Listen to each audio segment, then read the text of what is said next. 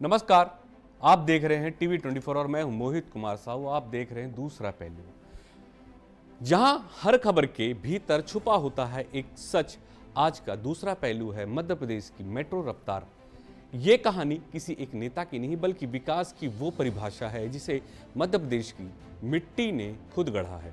सियासत का ये ट्रैक जिस पर कभी सपनों के इंजन धीमी चला करते थे, अब रफ्तार की पटरी दौड़ रही है। 31 मई 2025 एक तारीख जब डॉक्टर मोहन यादव ने खुद को संकोची सीएम की छवि से बाहर निकालकर मेट्रो रफ्तार वाला सीएम बना दिया। यह सिर्फ एक मेट्रो का उद्घाटन नहीं बल्कि उस संकल्प की जीत है जो किसी दल का नहीं बल्कि मध्य प्रदेश की जनता का सपना था। बाबूलाल गौर का सपना, शिवराज सिंह की योजना, कमलनाथ का संकल्प, इन सब के बीच डॉक्टर मोहन यादव ने रफ्तार का वो धागा जोड़ा जिसने मध्य प्रदेश को विकास की नई पटरी पर चढ़ा दिया। तो आइए इस दूसरे पहलू को समझते हैं, जहां अब सियासत की जुबान नहीं विकास की रफ्तार बोल रही है। नमस्ते, टीवी 24 के खास दूसरा पहलू में आपका स्वागत है।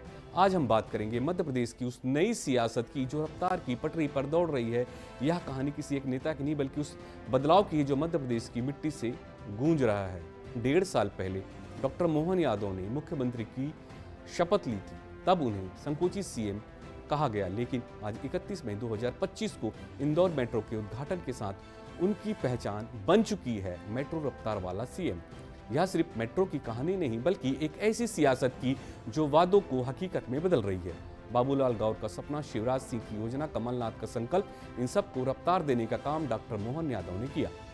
तो आइए इस पहलू में समझते हैं कि जहां सियासत अब कुर्सियों की जोड़ तोड़ नहीं बल्कि विकास की रफ्तार है।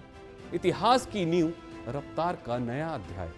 मध्य प्रदेश का इतिहास हमेशा से नेतृत्व और दूरदर्शिता की मिसाल रही है। रानी अहिल्याबाई होलकर की न्यायप्रियता से लेकर रानी दुर्गावती की वीरता तक इस धरती ने हर युग में प्रगति के बीज बोए और मेट्रो का सपना भी एक ऐसा ही बीज था जिसे सबसे पहले पूर्व मुख्यमंत्री बाबूलाल गौर ने देखा था। 2000 के दशक में जब भोपाल और इंदौर में मेट्रो की बात शुरू हुई तब यह एक दूर का सपना था।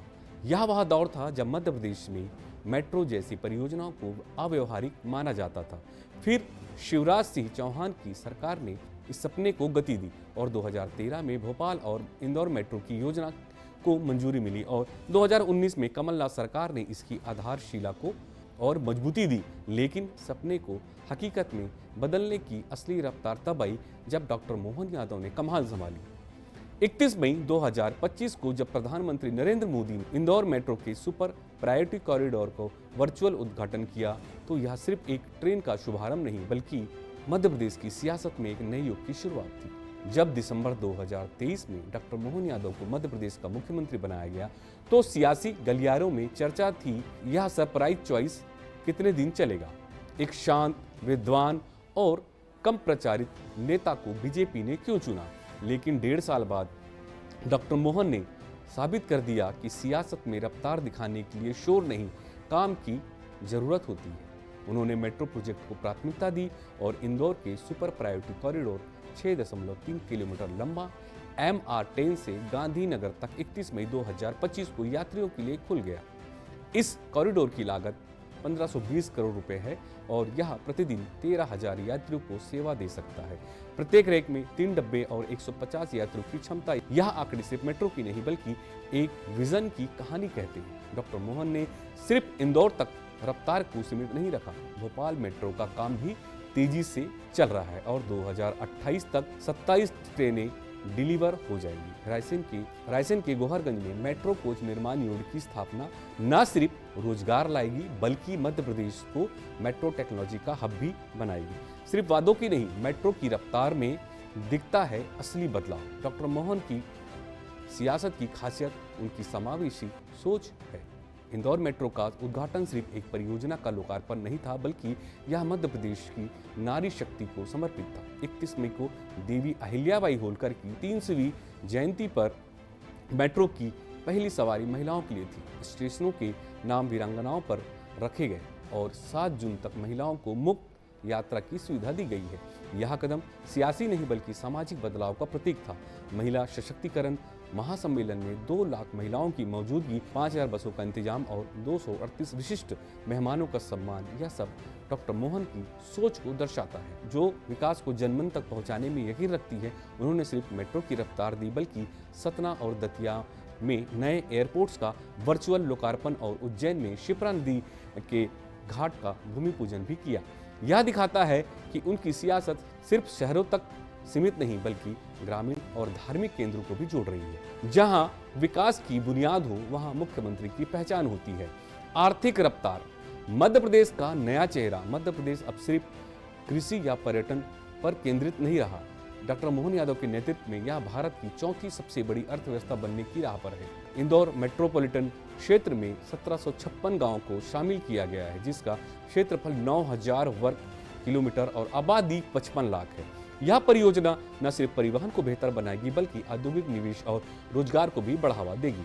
मेट्रो के साथ साथ मध्य प्रदेश में रेलवे लाइनों का चौड़ीकरण, नए एयरपोर्ट्स और मेट्रो कोच निर्माण यूनिट जैसे कदम इस बात का सबूत है कि डॉक्टर मोहन की सियासत दीर्घकालिक विकास पर केंद्रित है। 27 मई 2025 को कैबिनेट की बैठक में 4736 करोड़ के निवेश को मंजूरी दी, जिससे 6000 से अधिक लोगों को रोजगार मिलेगा। विपक्ष का जवाब और सियासी विश्लेषण, हर सियासी कहानी का एक दूसरा पहलू होता है और मध्य प्रदेश की मेट्रो रफ्तार को भी विपक्ष ने सवालों के घेरे में लिया। कांग्रेस ने इसे कमलनाथ सरकार की योजनाओं का अनुकरण बताया। उनका दावा है कि मेट्रो की नींव उनकी सरकार ने रखी थी, लेकिन तथ्य यही कहते हैं कि नींव रखना और उसे हकीकत में बदलना 2 अलग अलग बातें हैं। कमलनाथ सरकार ने डीपीआर को मंजूरी दी, लेकिन प्रोजेक्ट की रफ्तार डॉक्टर मोहन के कार्यकाल में ही बढ़ी।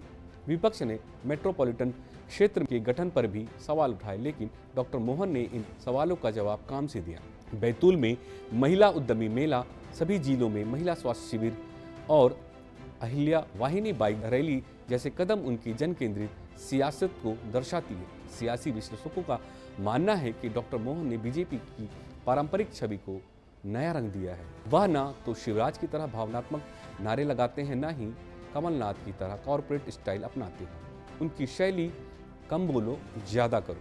तो यह था दूसरा पहलू मध्य प्रदेश की मेट्रो रफ्तार वाली सियासत का। डॉक्टर मोहन यादव ने साबित कर दिया कि मुख्यमंत्री सिर्फ एक पद नहीं बल्कि प्रदेश की प्रगति का नाम है।